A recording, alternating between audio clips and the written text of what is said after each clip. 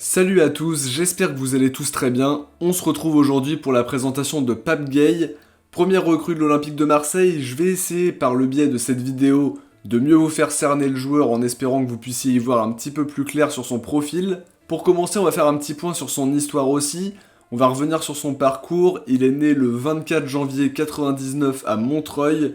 C'est donc un joueur de 21 ans. À cet âge-là, il y a une grande marge de progression. Et son aspect prometteur est déjà bien connu des observateurs. 1m87, 79 kg, un milieu de grande taille, c'est toujours un atout. Un gabarit intéressant surtout qui lui a permis de s'imposer en Ligue 2, qui est un championnat assez physique, mais on y reviendra. Il fait ses débuts au club de Blanc-Ménil avant de rejoindre Le Havre à l'âge de 13 ans, un club qu'il quittera en 2020 après y avoir connu sa première signature pro en juin 2017 à l'âge de 18 ans. Cette signature fait suite à ses débuts en Ligue 2 contre Niort sous les ordres d'Oswald Tanchot au mois de mai de cette même année. Il en profite pour évoluer avec l'équipe de France U18 et U19. Malgré cette année réussie, il ne va pas tout de suite s'imposer dans le groupe pro du Havre et va en profiter pour porter les U19 havrais en finale du championnat de France U19.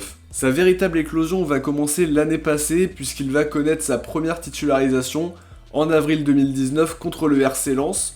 Il avait principalement joué des bouts de match jusqu'alors et il va réussir à se montrer en profitant de la blessure de Victor Lecal. Il va quasiment se rendre indispensable et jouera 12 matchs cette saison-là. La saison suivante, c'est-à-dire l'année dernière, il jouera 25 matchs et héritera parfois du brassard de capitaine, se montrant comme un leader. Il se présente lui-même comme quelqu'un qui parle beaucoup sur le terrain et c'est toujours un atout très important. Pour le moment, il n'a pas marqué son premier but de sa carrière, mais l'histoire serait belle si ça pouvait arriver au Stade Vélodrome la saison prochaine.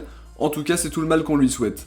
Après ses belles performances et le fait qu'il ait surnagé en Ligue 2, il décide de quitter Le Havre en fin de contrat en juin 2020. Représenté par l'agent Bakary Sanogo, il signe un pré-contrat avec Watford dès le mois de janvier. Un accord qui est officialisé par le club anglais au mois d'avril pour un contrat de 5 ans. Il décide par la suite de se séparer de son ancien agent puisqu'il n'était pas satisfait de l'accord financier qui avait été signé avec Watford.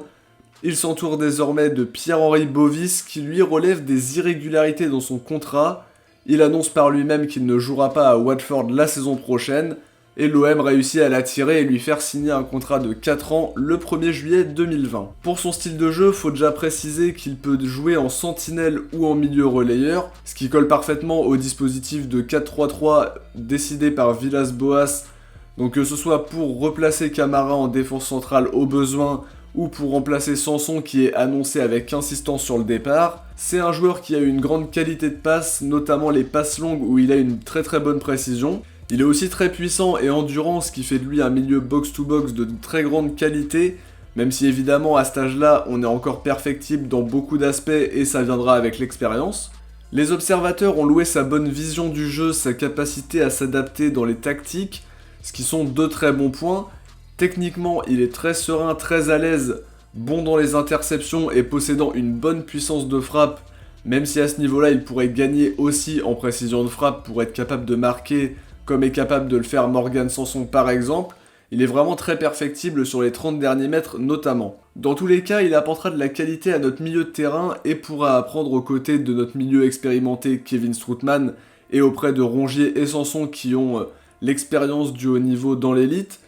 Ces joueurs-là qui jouent à des postes où Gueye est capable de jouer, donc ils peuvent lui apporter quelque chose.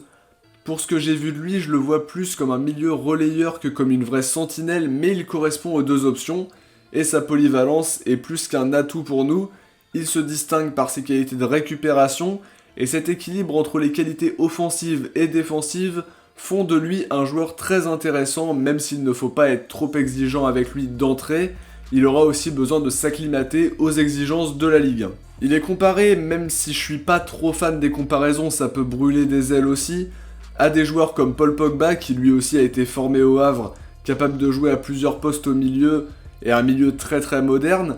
Il a aussi pu être comparé par certains observateurs à Djaneli Mboula qui est gaucher comme lui, ou Eduardo Camavinga qui lui a certes déjà confirmé dans l'élite mais est aussi très polyvalent comme peut l'être Pape Gueye justement. En résumé, un joueur très prometteur, capable de jouer en 6 comme en milieu relayeur, un très bon coup financier de la part de l'OM qui a su saisir la chance d'enrôler un joueur qui était convoité par des clubs comme Arsenal notamment, mais aussi par des clubs de Ligue 1 comme Angers qui semblaient tenir la corde pendant les quelques dernières semaines, on l'annonçait avec insistance là-bas.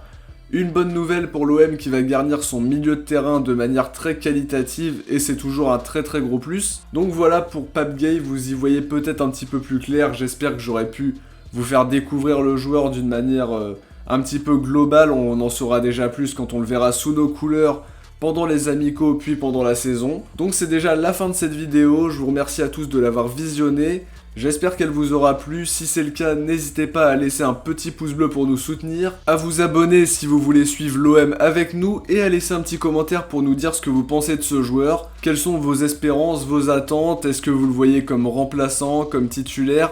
On vous attend dans les commentaires les amis, on se retrouve très vite en tout cas pour une prochaine vidéo, ciao, portez-vous bien, et surtout allez l'OM.